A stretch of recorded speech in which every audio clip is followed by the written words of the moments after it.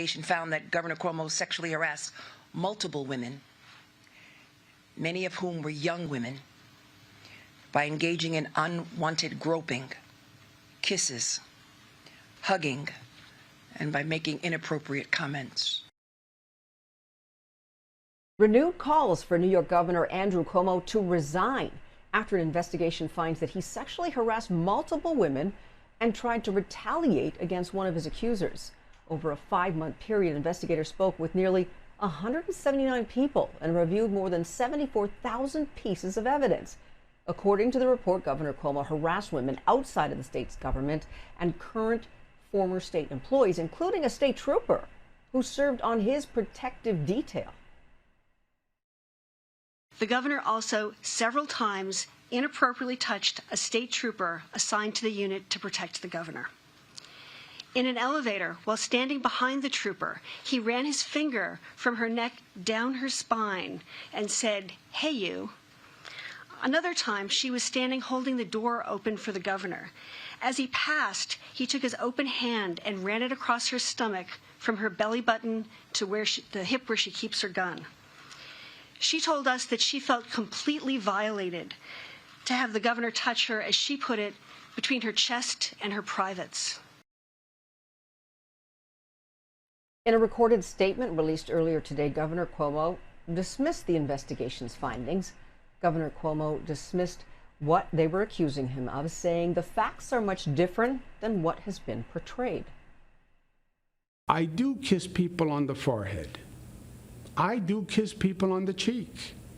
I do kiss people on the hand. I do embrace people.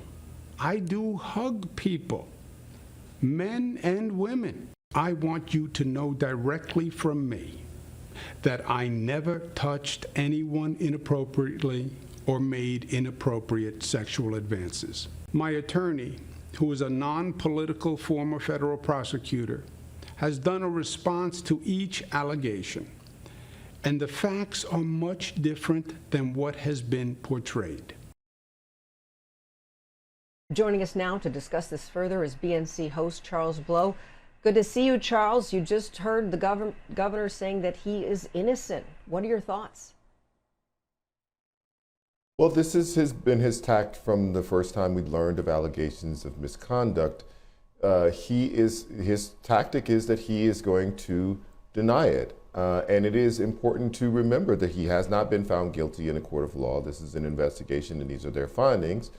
That is a huge investigation, though. There's a lot of interviews and a lot of what they say is evidence that has been reviewed in making their findings.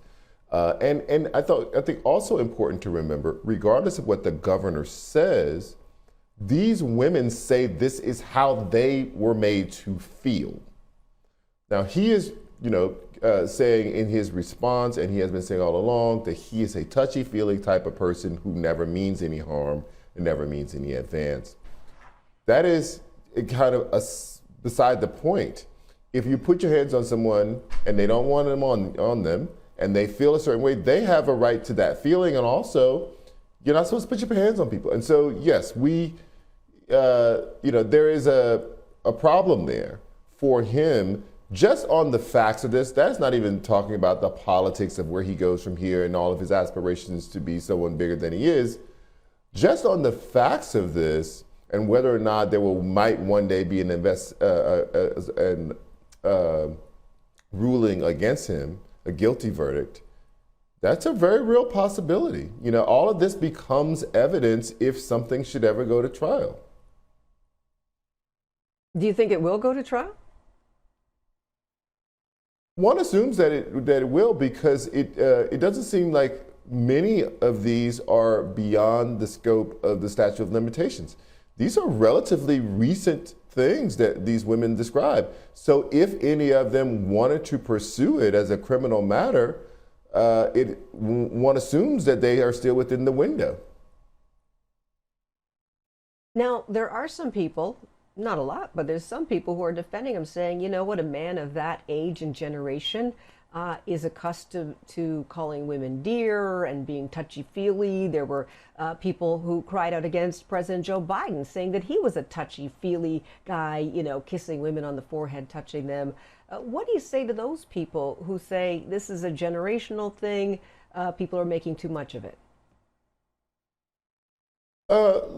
Listen, generation or not, no generation, the law is the law, and they're written the way they're written. You don't get a generational pass out of the law. So if they choose to prosecute, they're going to prosecute based on the letter of the law, not based on what year you were born. But secondly, some of the things that are described in the outcome of this investigation have nothing to do with generations. Running your finger down a woman's back from her neck down to the middle of her back has nothing to do with what generation you are in. Running your hand across a woman's stomach has nothing to do with a hug or a kiss or a friendly greeting or goodbye. These are things beyond what anyone would be able to categorize as generational behavior mores. And of course, he's going to say you can't prove that. But then there's also people who are saying that, well, the woman who was in charge of this investigation, Attorney General Letitia James, well, she is just on a political witch hunt, as they call it. She just wants to run for governor. She just wants to take him down. Here's the black woman going after this governor for her own political gain. How do you respond to that? All that is possible.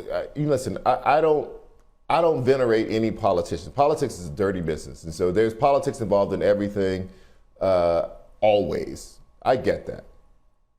Still, these women came forward without being pushed forward by Letitia James. They came forward on their own and told their stories. Now, what was Letitia James supposed to do? Not investigate all of these women coming forward? Accusing the sitting governor of the state? Of course she's supposed to do that. Could it conceivably help her if she has ambition to be governor? Yes. She didn't have a choice in the matter of whether or not you investigate. You have to investigate.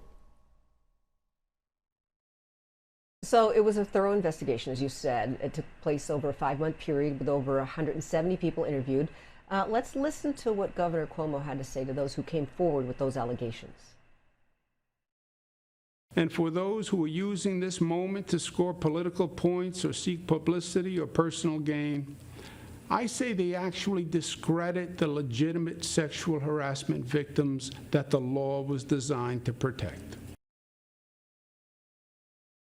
So Charles, we know, again, the probe combed through 74,000 pieces of evidence. You heard what he had to say. How do you think he handled it? Well, this is where it gets tricky. Because the more you deny, and the more you're basically calling these women liars and publicity hounds and people who are out for money. Now, former President Trump is being sued right now because he did the same thing to someone, and they said that's defamation. And now you have to prove that you didn't do this to me. So it's very shaky ground to be on because you're calling all these women liars. Now that is more motivation for them to clear their names, to prove that they are not liars, which pushes people closer to taking legal action just to clear their own names from the governor being on TV or on, in his video saying that you may be out one of these categories of people he just laid out. People out for personal gain or out for publicity or grinding an axe. Yeah, very, very messy situation, but we appreciate your perspective as always, Charles Blow, host of Prime Tonight. We appreciate you joining us, and we'll look forward to hearing what else you have to say on your show this evening on Prime with Charles Blow. Take care. And stay with us, everyone. We'll have much more to come on BNC Live. Be right back. You're welcome.